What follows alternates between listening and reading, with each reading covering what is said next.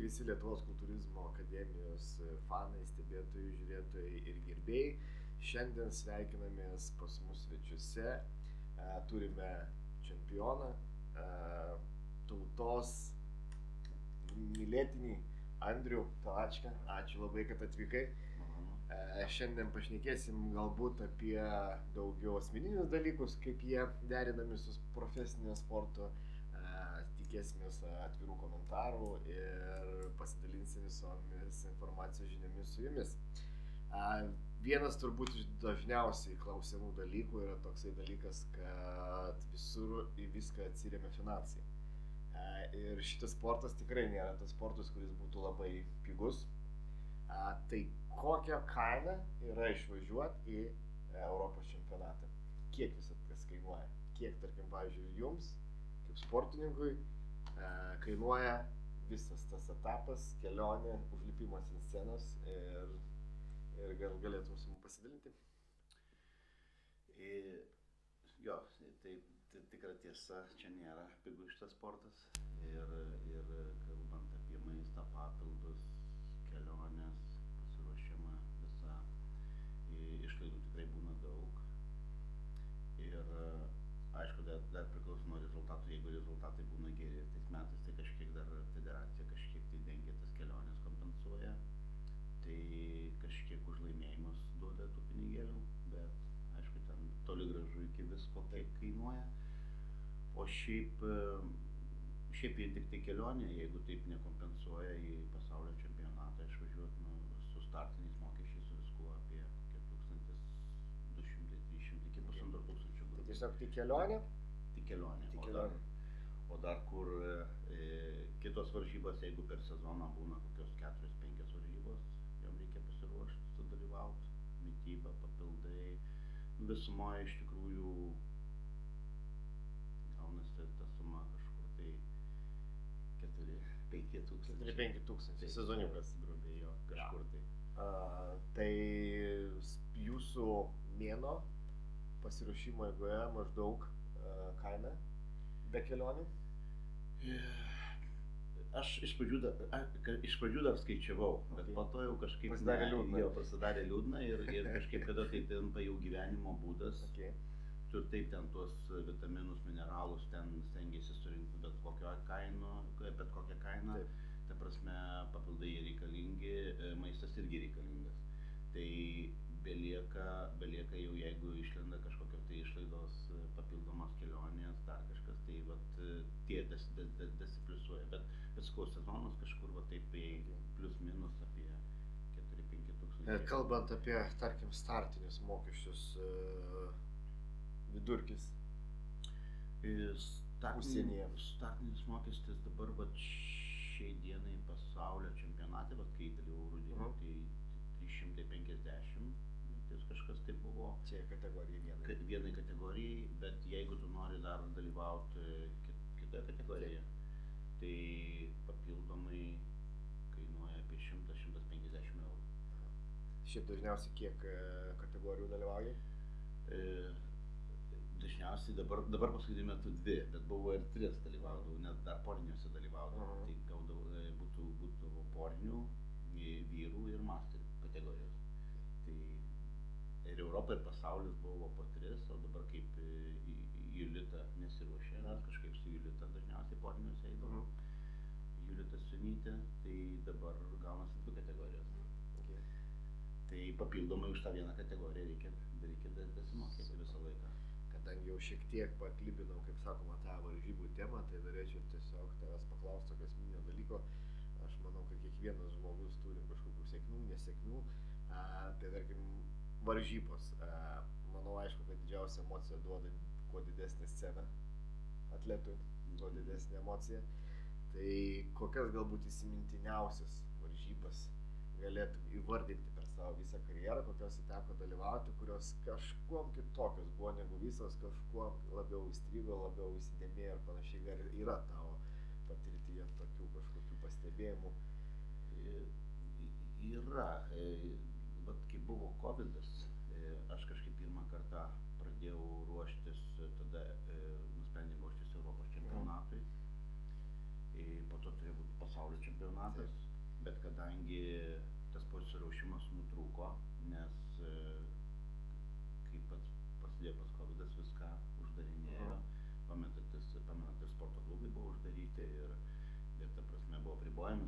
skaičius ten ir aplamai net iki tokio lygio viskas daėjo, kad net aš važiuodavau sportuoti į Valakampius.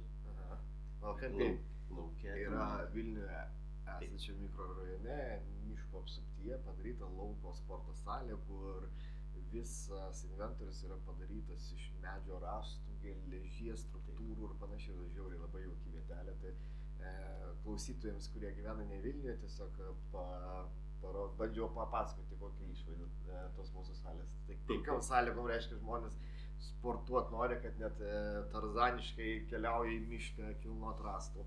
Tai va taip ir buvo iš tikrųjų, tada, kada viską sustabdė, viską uždarinėjo, o pasiruošimas vyko ir kažkaip viską taip numest, buvo labai gaila, tai važiuodavau tenai ir dažniausiai važiuodavau vakarais, nes dienom buvo nuvažiuoja žmonių daug. Taip, visi norėdavo sportuoti. Ir netgi buvo pribojimas, net ir tenai buvo pribojimas padarytas žmonių kiekis, turėjo būti iki 4-5 žmonių, negalėjo į mišką, į sporto salę, tai į miške, jo.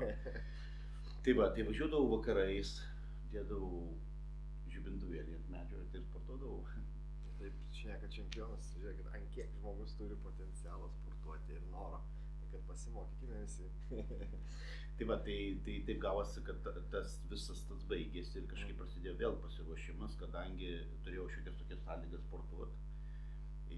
Dar gumas ten tokias įsigijau, kažkiek namuose, kažkiek va tam miške bandžiau sportuoti ir baigėsi, tada prasidėjo tas pasiruošimas jau kaip ir užvėluotas Europos čempionatas. Ir įdomiausia tai, kad tas Europos čempionatas įvyko, mes išvažiavom ir paskui iš karto buvo pasaulio čempionatas. Tai už 2-3 savaičių berods, aš neatsimenu, kad labai greitai ir važiavome į pasaulio čempionatą, gal truputėlį dabar neatsimenu to laiko, bet labai ten viskas greitai vyko. Jo, tai va, tas įspūdis ir paliko tas pirmos varžybos, kadangi ten į Europą, pirmą kartą išvažiavau į Europą, pirmą kartą aplamai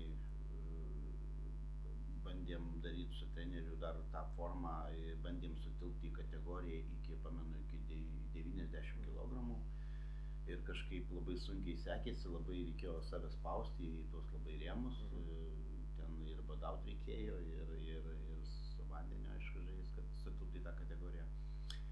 Ir kas buvo įsimintiniausia man tada, kad nuvažiavom, aš pasisveriu lygiai 90 kg, bet tuo metu ten dar Dubinas būdavo, ten atsakingas už kažką, jis ten vis tiek padėdavo ir federacijai, ir pareguliuoti ir visą kitą, atvykstantiems sportininkams iš Lietuvos. Tai tokia situacija buvo, kad ir Poliakas tuo metu važiavo, Justas Poliakas, ir jisai irgi 90 kg. Tai tada kažkaip pasitarė treneris su Dubinu, sako, Andrius, į 95 kg. Ir aš vandens atsigėriau, viskas tvarkoju, užlipo 91, aš nuvynu 95, jau laukiam tų sąrašų vakare. Ateina tie sąrašai, kad 95 plus visa kategorija sujungta į vieną. Tai vien reiškia 95, 100, 100 plus. Čia sunku.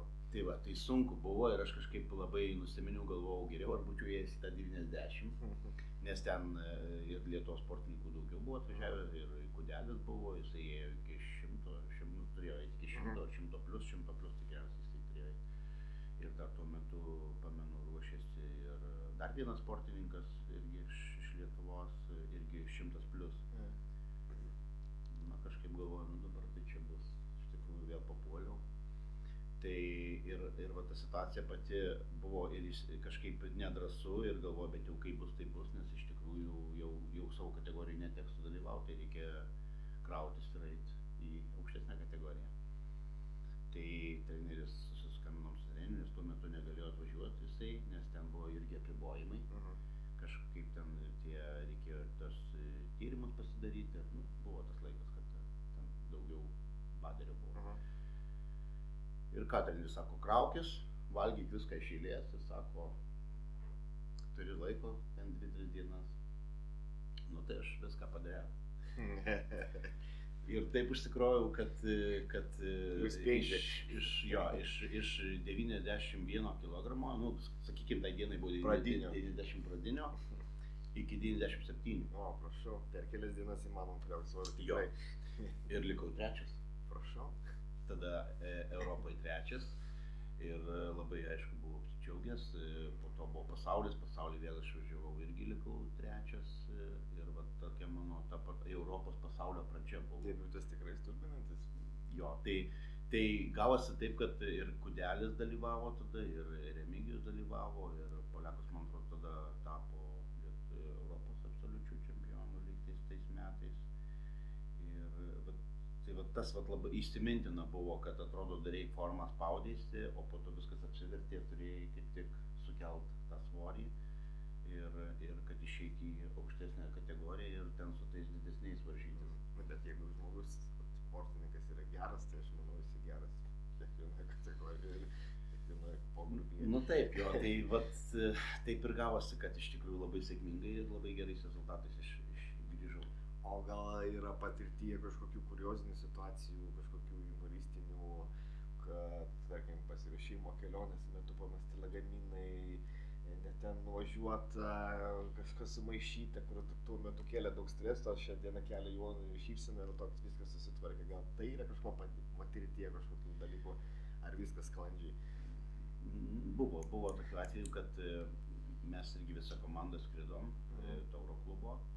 Ir treneris, aišku, lagaminą didelį susikrovė ten savo visus šitos Grimavimo reikmenis visą kitą.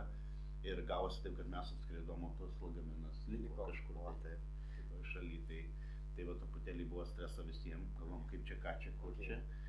Bet paskui įsisprendė, paskui po to atvežė į viešbutį tą lagaminą ir viskas, spėjom viską nusigrimuoti, pasiruošti. Čia žiūrovom dar galima šiek tiek patikslinti, dažniausiai Europos čempionatai sulaukia daug, arba pasaulio čempionatas sulaukia labai daug sportininkų iš visų pasaulio šalių, todėl jie tęsiasi ne vieną dieną, kiek dažniausiai?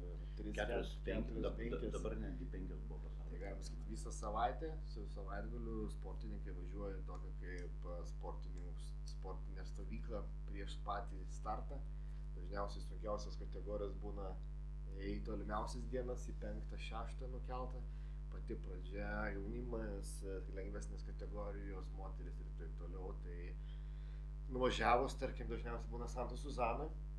Dažniausiai jo, Ispanijoje, tai tarkim iš tokio periodo kaip dabar žiemos, ledų, šalčių, nuvažiuoji į šiltą klimatą, automatiškai tą savaitę netgi aklimatizacija, kūnui vėl šokas, tu esi varžybiniam pasirengime, tai šito sporto atstovai varžybiniam pasirengime, jie būna patys silpniausi, lyginant su kito sporto šokų atstovais, kai važiuoja į varžybas, būdami patys stipriausi. Tai labai daug aplinkos dirgiklių ir panašiai, tai iš tiesų šito sportininkus be galo gerbiu dėl to, kad jie yra individualaus sporto atstovai, todėl negalės perduoti kamuolio Valančiūnui, jeigu tą dieną šiek tiek skauda galva, tai turėkime daug pagarbos matydami, kiek tas žmogus padėjęs darbo, o jeigu dar yra gavęs kažkokį įvertinimo pasaulinį lygį, tai yra didžia pagarba.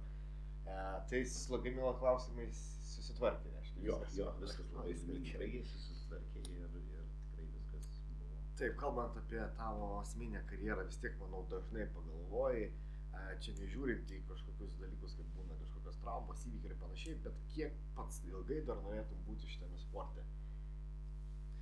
Tiesą pasakius, dažnai apie tai pagalvoju, nes kažkaip vyrai, veteranai, masteriai vadinami, tos kategorijos ir dažniausiai yra dabar jau dauguma jau veteranų masterių kategorijose, jie dažniausiai ir dalyvauja tik tai tose kategorijose, savo kategorijose. Aš dar aišku, dar kažkaip ir vyruose visą laiką lipu, su vyrais varžausi, vyrai reiškia taip nuo 23 metų iki 40 metų, taip pat prašau, jau didelis skirtumas. Tai vat kažkaip apie tai pagalvoju, bet dar kažkaip galvoju, kol dar viskas sekasi, viskas einasi, dar parako yra, noro yra, tai galvoju dar dalyvauti, o kiek ilgai negaliu to atsakyti, nes iš tikrųjų čia tas sportas toksai sudėtingas, čia gali ir trauma kažkokia atsitikti ir šiaip gyvenime gali kažkas pasikeis, kad tiesiog tu gal neturėsi galimybių ruoštis, tik tai gal turėsi galimybę dėl savęs sportuoti. Mėgėjiškai. Tai, bet šiai dienai dar turiu minčių grįžti į pasaulį, ta prasme labai norėčiau pasiruošti pasaulio čempionatui. Kažkaip vis trūksta iki tos pirmos vietos nedaug. Po truputėlį kylam. Jo, tai vat tiek Europoje, tiek pasaulyje kažkaip dar trūksta to ir dar kažkaip norisi pabandyti dar gal perlipti per save ir tu dar vis dalyvautum dviejose grupėse, tai yra vyrai ir veteranai. Jo, dar kol kas dalyvaučiau abiejose grupėse. Super. Nu, nebent kažkaip tai ten matyčiau, kad jau forma nelabai eina, nes vyrai vis tiek būna stipresnė vyrų kategorija negu masterių, bet kol kas dar galiu varžytis, bandysiu bent jau. Tai gal galim pašnekėti apie artimiausius kažkokius jūsų tikslus, ką dabar esate nusprendę su treneriu, kam ruošitės, ką darot, ar kažkokią palaikymo fazę, ar atidirbinėjat klaidas, ar jau turit kažkokį kalendorių susidėliojo, kad jau tą datą mes tikrai stengsimės jau kažkur dalyvauti, gal gali pasidalinti?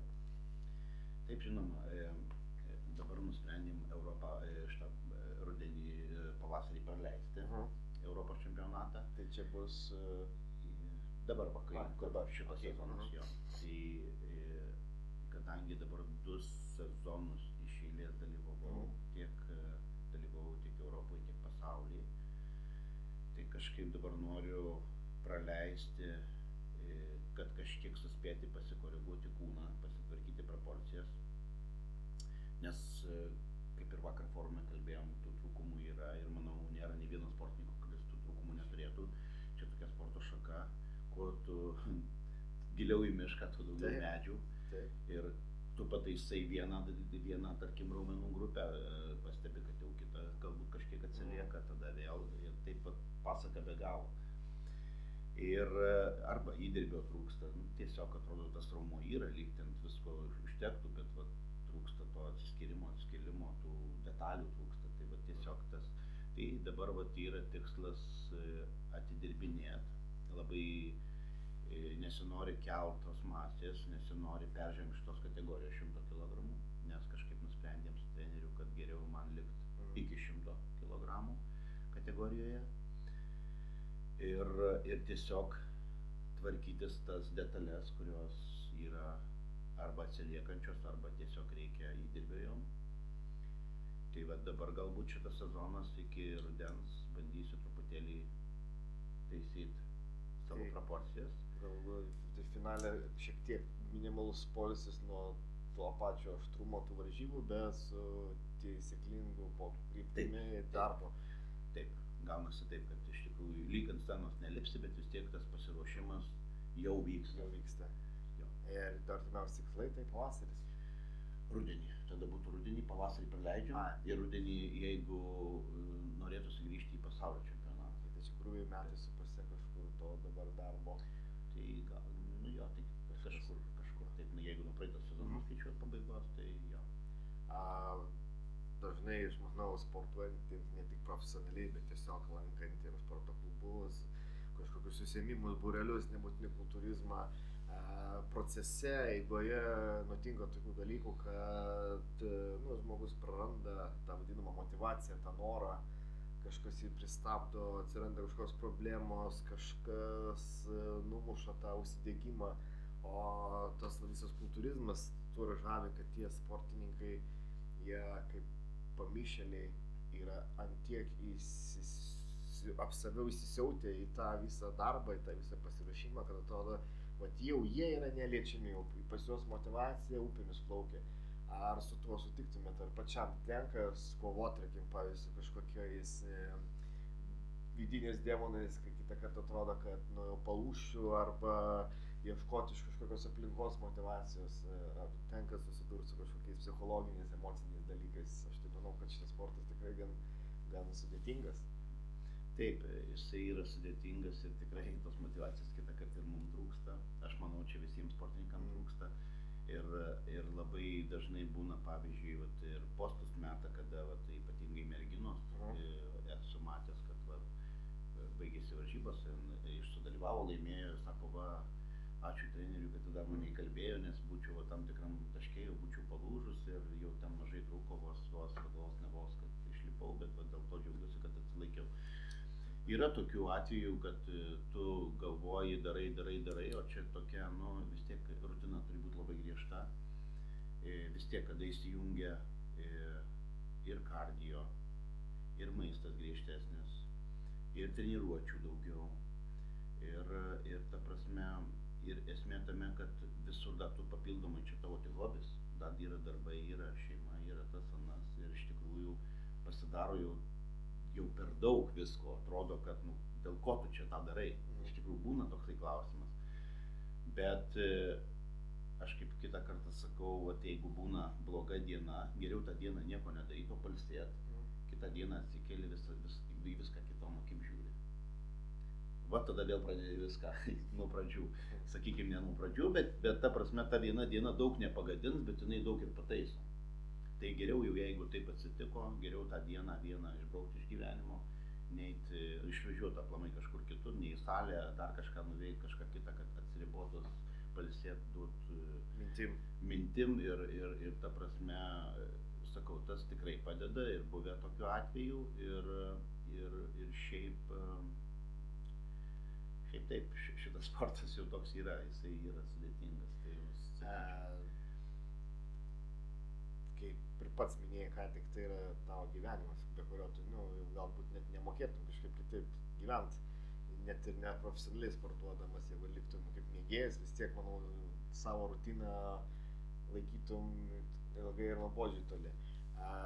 Tai norėjau paklausti tokio klausimo, tarkim, tiems, žmonėms kokį patarimą duotum, kurie, tarkim, pasimeta toj rutinoje, pasimeta to gyvenimo susidėliojime, kokios čia pagrindiniai dalykai, kas svarbiausia iš tavo pusės, iš tų dalykų, kur galėtum patarti žmogui, kad svarbiausia laikykis šitų dalykų ir manau viskas bus tvarkoj. Tai kokie pagrindiniai esminiai?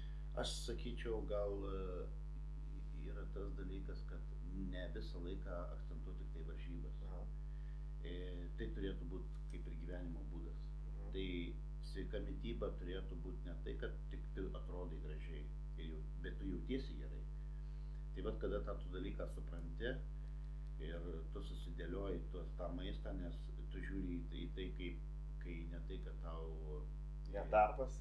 Jo, nedarbas, bet tai, kad tau reikia maistinių medžiagų, kad tu atliktum tam tikrus darbus ir nebūtinai salėje, bet ir šiaip gerai jaustumėsi ir energijos užtektų ir aišku, ir automatiškai ir nuo ligų kažkokio apsaugo, kada tu vis tiek, kada visą laiką kemši kažką, nežiūri nieko, tai vis tiek yra, žmogus ir aptunka, prasideda kažkokios kitokios problemos ir visa kita. Tai vat sakyčiau, kada tu į tai pradedi žiūrėti kaip į gyvenimo būdą, tada daug lengviau bet ką padaryti.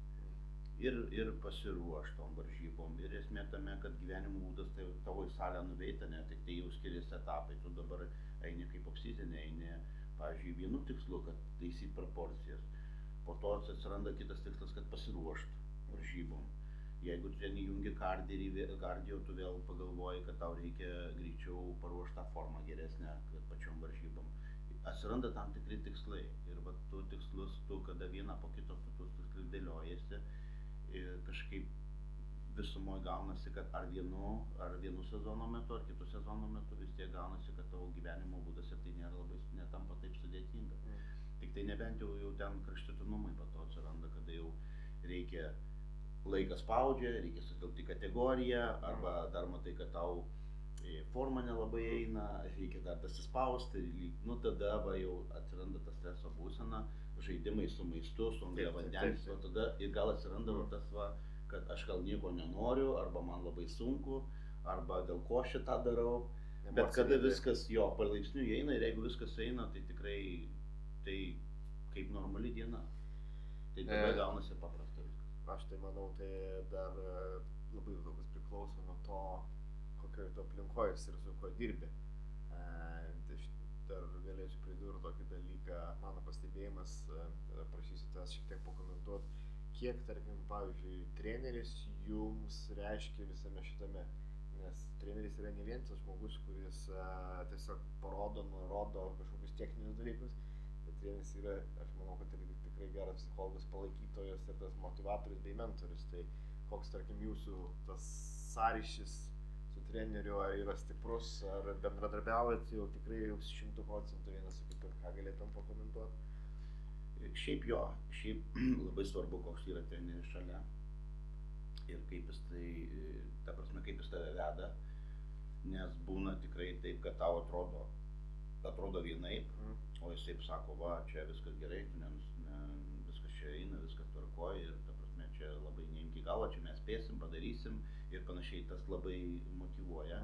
Kitas dalykas yra, kadangi mano treneris yra Marijampolėj, tai man labai patinka, atidirbai tą savaitę, tas, tarkim, pats judi, aišku, kada ruošiesi, tai siunti nuotraukas, kas antrą dieną, gal kiekvieną dieną priklauso, kiek liko iki varžybų laiko, bet kartais savaitę tada nuvažiuoji į tenai. Ten vėl gaunasi tokia, į motivaciją įgauni, todėl kad yra daugiau suvažiuoja sportininkų, kurie ruošiasi, nes kaip ir Tauro klubas yra nemažai sportininkų į Tauro klubą įeina, kurie atstovauja už Tauro klubą. Taip. Tai va tas truputėlį tu gal nuvažiuoji nuleidęs galvą, truputėlį pavargęs nuo visko, bet tu grįžti atsigavęs, nes tu pasidarai treniruotę gerą, su trenerio pagalba, tu pamatai kitus sportininkus, kurie ruošiasi, kurie taip pat stengiasi, kuriem irgi galbūt nėra lengva. Ir tu tada gauni tokį įkvėpimą ir vėl tą savaitę tu judi krūti ir kažkaip tas iš tikrųjų daug duoda, nes tai pagalvoju, jeigu būtų viskas pastovu, tai nebūtų to tokio, gal būtų jau per liūdna viskas, o čia nuvažiuoji, pamatai kitą aplinką, vėl grįžti vėl tu čia kitoj aplinkoje ir tas galbūt irgi motyvuoja. Bet žinoma, treneris labai svarbu ir jis tikrai daug padeda, pataria, pasako, pažiūri ir nuramina, jeigu reikia, ta prasme, jeigu ten matai, kad sakau, tau vienaip atrodo, jisai pasako, kaip iš tikrųjų mato ką. Tai ryšys tas yra labai svarbus, jis yra ryšys ir aš dėl to džiaugiuosi, viskas. Tik tai tikrai galėtum sutikti su tuo, kad kultūrizmą jungia kažkokia bendruomenė, nes kai pabūni su, kaip ir pats minėjai, tos paties vagos rūšies žmonėmis, tai tu jautiesi ne vienas, nes žmogui to bendruomeniškumo, socialumo tikrai reikia. Tai kultūrizmas, aš manau, ne tik tai vien Lietuvoje, Europa ir pasaulis, visas mus vienė bendras pomėgis, bendra meilė, tą geležį ir panašiai. Tai tikrai smagu, kad turim kažko bendro, kas mus visus vienyje, kažkas mus visus supa, ryša, tas pats požiūris į sveikatą, į gyvenimą, į tikslus. Ir kitą kartą netgi matai, kur yra profesionalus sportininkas, tai jisai net neturi konkurentų. Nėra taip, kad jisai su kažkokiu pykčiu ant scenos kovoja prieš kito, jis tiesiog tu atėjai, koks esi, jeigu tu esi geras, tu esi socialus, tu esi etiškas, tai tu tikrai visiems paspausi ranką, nulipęs nuo tos scenos ir nejausi kažkokiu pykčiu, pavydu ir panašiai. Tai aš mano manimu, čia atrodo, taip turėtų atrodyti kultūristo paveikslas, kad jisai turėtų būti orus, socialus, tvarkingas, prisižiūrėjęs, draugiškas, visą laiką paspaustų ranką ir nebūtų kažkoks tenais sužvaigždėjęs. Ar tavo tokia nuomonė? Jo, mano tikrai tokia nuomonė ir aš manau, kad tas labai matosi, kada nuvažiuoji į pasaulį, Europą, tarptautinio lygio teisėjai, tie puikiai mato, jeigu tu ten išeisi, kai būna iš kitų šalių atvažiuoja sportininkai, tikrai išlipa vos neišeina tokie kaip su peiliais turėtų, vos nekariaut. Tai labai matosi iš tikrųjų, kada tu išeini, padarai tą, ką tu turi padaryti. Tu, kaip sakoma, tu dirbi savo darbą, teisėjai dirba savo darbą. Ir iš tikrųjų tau sunku, bet jiem, kad tas pasiruošimas ir visa kita, bet tu jau padarėjai, tu atvažiavai iki čia, bet tiem teisėjim irgi ten visą dieną, 5 dienas išbūt nuo ryto iki vakaro, ir ten kaitaliuosi. Irgi nėra taip paprasta ir nėra lengva. Ir manau, kad tas supratimas turi būti, bet nereikia taip labai ir pykti ant jų, nes iš tikrųjų gal kažkur ir jie klaidą padaro, gal ir tu ne viską tą padarai. Taip, būtent. Bet jo, turi būti toksai, kad turi sportininkas būti, manau, toksai supratingas visų atžvilgių ir jau iš paskutinių tu turi, kad ir tau kaip sunku, ant scenos tu turi šypsotis, padaryti viską, dėl ko tu ruošėsi, dėl ko tu pusę metų, 4 mėnesius, tarkim, dirbai, tai tau jau liko tik parodyti. Tai vat, tu turi tą atlaikyti. Aš manau, kad taip ir turi atrodyti teisėjam, kad tu tikrai ruošėsi tam ir tu tiesiog su šypsena visą tą darai, nors tau gal viduj ten tikrai sunku būna. Kalbėjom apie įsimintiniausius varžybų kažkokius momentus. Ar buvo kažkokių patirtų nesėkmių karjeroje? Nes dažnai žmonės tas nesėkmės kažkaip slepia, kiti iš tų nesėkmių pasimoko. Ar yra kažkokia patirtis, kur kažkur padarytos klaidos, ar kažkokias techninės, ar pačio pasiruošimo, ar komunikacinės, ar logistinės kažkokios, ar yra kažkas patirtyje? Buvo, aišku, buvo tokių atvejų, kad darai formą, lyg ir padarei ten, dar pačioj pradžioj, kada dar treneris gerai nepažįsta tavęs, tu nepažįsti savęs, eksperimentuoji su tom užkrovom. Tai buvę tokių atvejų, kad atrodo lyg forma gera, čia jau varžybų diena ir tavo forma prasta, užplaukiai dar kažkas, iš tikrųjų jau dėl to rezultatas tavo labai stipriai nukenčia. Bet vėl tu pagalvoji, supranti, kad kažkaip žiūri į tai, kad visą laiką irgi, ne visą laiką tu gali laimėti, gali būti atsirasti ir geresnių sportininkų ir visą kitą. Ir aš kažkaip pradėjau nuo to, kad aš iš pradžių pradėjau nuo prastų vietų eiti link to. Tai kažkaip supranti tą dalyką, kad tą dieną visko gali įvykti. Ir negali tu būti 100% garantuotas, kad aš čia šiandien geriausias. Arba aš važiuoju kaip laimėtojas. Tai mano manymu net varžybos prastų tikslą. Taip, prarastų tikslą. Tu tiesiog turi būti viskam pasiruošęs, nors tu galvoji galbūt, kad tu padarėjai viską, bet tie žmonės irgi ruošiasi.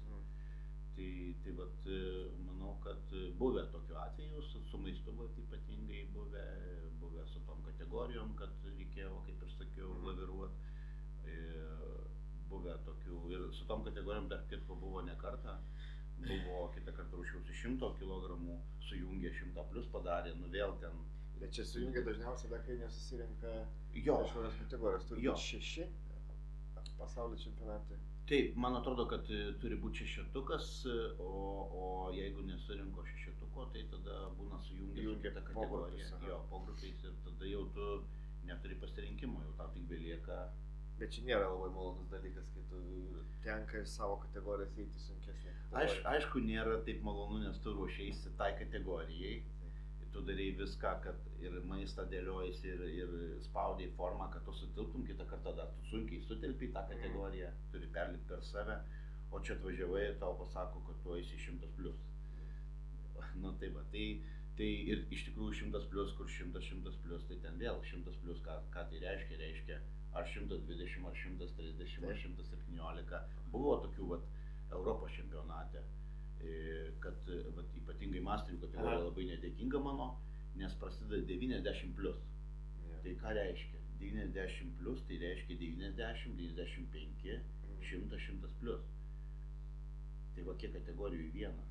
Ir tu lipi į tą kategoriją ir tu su visais ten vis tiek labai skirtingi visi, bet aišku renka proporcijas visą kitą. Ir tu žinai, kad tu negali sutilpti iki 90, nes tau jau dabar labai daug reiktų nusispausti ir ten nieko iš tavęs neliks. Tai vat tu turi tada eiti į tą ir nežiūrėti nieką, tiesiog daryti formą ir dalyvauti su didesniais. Taip, tai sportas tau kaip darbas nėra, tau yra kaip laisvalaikis ir gyvenimo būdas. Tikrai taip, jo, kaip laisvalaikis ir gyvenimo būdas, todėl kad, darbas galbūt iš dalies dabar truputėlį tapo darbu iš tos pusės, kad pradėjau truputėlį treneriauti, pradėjau treniruoti žmonės, kažkaip vienas per kitą atsirado tų žmonių ir kažkaip papildomai, man tas patinka, papildomai padedu žmonėm, padedu su mitybos klausimais, padedu su treniruočių klausimais. Tai gal iš dalies jau tapo kaip ir ir darbas jo šiek Ar tiek. turi kažkokių kitų laisvalaikių? Kažką gal dar mes ko nors nežinom? Ne, kad iš tikrųjų neturiu daugiau tam laiko kitam dalykui kažkam. Buvo prieš tai, kol tapau profesionalesnis sportininkas, tai buvo šokau, gal kažkada minėjau, Latino Amerikos šokius 5 metus šokau papildomai, čia būdavo, eidavau į salę, dar porą kartų šokdavau į savaitę. Tai buvo toks tai hobis papildomas, bet kuo arčiau ėjau to aukštesnio lygio, jau supratau, kad Visas dėmesys turi būti visur nesuspėsi ir paprasčiausiai teko pasirinkti. Ar gaila dėl to? Ne, tikrai ne. Ir kažkada, kai treneris pasakė, sako, tu šokėjais nebūsi. Tai tu būsi kultūristas, tai kažkaip jis tą išvelgė ir aš kažkaip bandžiau, tą kryptim judėjau ir aš tikrai esu patenkintas. O sportas iki kultūrizmo? Iki kultūrizmo aš esu minėjęs, aš sportavau kitą sporto šaką, dziudo. Tai Kiek metų? Apie 10 metų, gal kažkur 8. Tai negana to, kad išvaizdus sportiškas vyrukas gali jūs pašauginti, tai dar gali truputėlį ir užlaužti. Tai yra visų galų mekstras Andrius Talačka. Imtynės jau buvo tas sportas, tai iš tikrųjų jo, bet teko ir vaikus treniruoti metus laiko, dirbau treneriu tos sporto šakos, bet kažkaip taip viskas lėmė, kai buvau išvykęs į užsienį, ten nebuvo tos sporto šakos, negalėjau aš jos jau į ją eiti, tada pradėjau į salę vaikščioti. Prieš kiek čia laiko metais? Čia gal kokiais 2000-aisiais baigiau šitą dziudo sportą. Ir jau pradėjot sportuoti? Ir pradėjau vaikščioti tiesiog savo malonumui į salę, nes reikėjo, kada pripratęs tu sportuoti, kažkaip reikia pakeisti. Tai būtinai. Tai pradėjau vaikščioti į salę, bet tiesiog mėgėjiškai, 2-3 kartai į savaitę. Grinai atrodo, Kokį sportininką pasaulinio lygio įvardintum kaip tą, kuris tave motyvavo siekti kažkokių aukštumų? Gal tas Arnoldas Švarcnegeris kaip ir dauguma, manau, nes jis vis tiek daugkartinis laimėtojas buvo ir Mr. Olympijos 7 kartus. Ir aišku, Silvestris Stallone, aišku dar Arnoldas, kad ir buvo plus ir aktorius, ir kultūristas. Silvestris Stallone tiesiog šiaip demonstravo savo raumenis ir buvo filmai tikrai spūdingi sukurti tais laikais, kurie irgi motyvavo. Tai aišku, gal Kolimanas dar, Katleris, jau šitie iš naujosios kartos jo įspūdingi. Tai gal būtų šituos įsirinkčiau jo. Ir dažnai irgi, manau, užduoda klausimą, kaip viską suspėjai. Ar kažko nenuskriaudė, ar užtenka dėmesio šeimai, ar užtenka laiko darbui, ar užtenka laiko sportui, ar turi laiko pavalgyti. Kur paslaptis, kad Andrius viską suspėja? Susispėjimo, aišku, būna sudėtinga, būna truputėlį kažkur kažkas nukenčia, tai faktas, nes paprasčiausiai vieną dieną būna vienaip jautiesi, kitą dieną kitaip jautiesi. Kaip aš sakau, kai prasideda tie etapai pasiruošimo, vėl kitaip jautiesi, dar plus dasideda kardio. Žinoma, tu laviruoji, kažkur susimažini darbo apimtis. Maistas, aišku, jau tu nelabai gali, tiesiog turi nori, nenori susidėlioti viską su maistu, nes nuo to priklauso tavo rezultatas. Treniruotės būna kartais, aišku, kardio nepadarai, nors turi padaryti, nes tiesiog, kad tau reikia kažkur tai suspėti ryte, ne, dažniausiai kardio darydavau ryte. Tiesiog laviruoji, aišku, ir kažkiek ir šeima nukenčia, visko būna, bet svarbiausia, kad tas būtų supratimas bendras. O aš kaip ir visi esu žmogus ir visko būna, visokių situacijų būna, bet tiesiog bandai po to vėl taisyti, laviruoti, koreguoti, žiūrėti, jeigu ten kažkurioje vietoje nesuspėjai, bandai kažkaip perdėlioti viską, kad nesikartotų tai. Ir tiesiog va, toks tai vyksta gyvenime, toks žaidimas. Strategavimas. Taip, strategavimas, taip, nes kitaip be to irgi... Kiek miegi? Off-season ir kiek miegi laiko trukme jau prieš pasiruošimą? Pasiruošimo metu, aišku, kad tas miegas truputėlį būna prastesnis, nes kažkaip vis tiek tų medžiagų mažiau gauni, ta prasme, maistas netoks skalsus ir visa kita. Bet stengiuosi tas 7-8 valandas išmiegoti, bet visko būna. Žinoma, kad ne visą laiką tai pavyksta. Kitą kartą tiesiog nepavyksta anksčiau atsigult, nes tiesiog atrodo nenori miego, o ryte sunkiai keliesi, jau reikia keltis. Tai va, tiesiog būna, kad tu ir, kadangi jeigu susivėlini, jau automatiškai nukenčia tavo miego laikas. Taip. Bet jeigu yra galimybė, stengiasi dienos metu kažkada prieš treniruotę ar kažkur jau truputėlį bent jau 15, 20, 30 minučių pamiegot, kad ir kaip kitą kartą būna, kad ir tiesiog atvažiuoji pasportuoti į klubą, turi kažkiek laiko, tai kad ir mašinoje atsijungi ten 15-20 minučių, to užtenka, kad padaryti restartą, kad tu galėtum pradėti pasidaryti kažkokią geresnę treniruotę. Tai va, tai vėl tiesiog vyksta tas va, gyvenimas, laviravimas, nes ne visą laiką gali savo leistas visas valandas išmiegot. Jeigu tu tikrai ruoštaisi varžybom, tave pilnai kažkas finansuotų, pilnai visko rūpytųsi, tau nieko nereikėtų daryti, tai žinoma būtų labai paprasta. Bet aš kaip visą laiką sakau, net yra kai kuriems žmonėms, kur mitybais klausimais padedi visą kitą, sakau, jūs tik norit nusimest kažkiek svorį, o įsivaizduokit, sakau, jums reikėtų padaryti formą ant scenos užlipti. Jau jums dabar sunku, o tarkim mėnesį pasilaikyti ne kažkokios dietos, kad pasidaryti kažkiek tai tą formą kažkokią, kad nuo kažkokio taško, kad tu galėtum paskui susitvarkyti tą mitybą. Jau kitiems sunku, o čia reikia 3-4 mėnesius. Ir dar to neužtenka, dar turi būti ir treniruotės lygiai greičiai, ir kardio, ir maistas griežtai, tu negali nieko praleisti, ta prasme, maždaug vis tiek ir baltymą turi surinkti, ir tam tikrą kiekį angliavandenių ir riebalų. Tai va čia jau prasideda menas. Menas išgyventi. Taip, menas išgyventi. Taip, Andriau, norim padėkoti tau, kad prisijungiai šiandien, atvykai, pasidalinai savo patirtimi. Tikrai klausytojai turės įdomią laidą, galės paklausyti tavo patirties, tavo pastebėjimų ir dar labiau giliau tave pažinti, nes, kaip ir minėjau, esi visuomenėje labai mėgstamas ir palaikomas. Tad spaudžiu dešinę tau. Ačiū labai. Tau ir iki kitų kartų. Viso geriausio.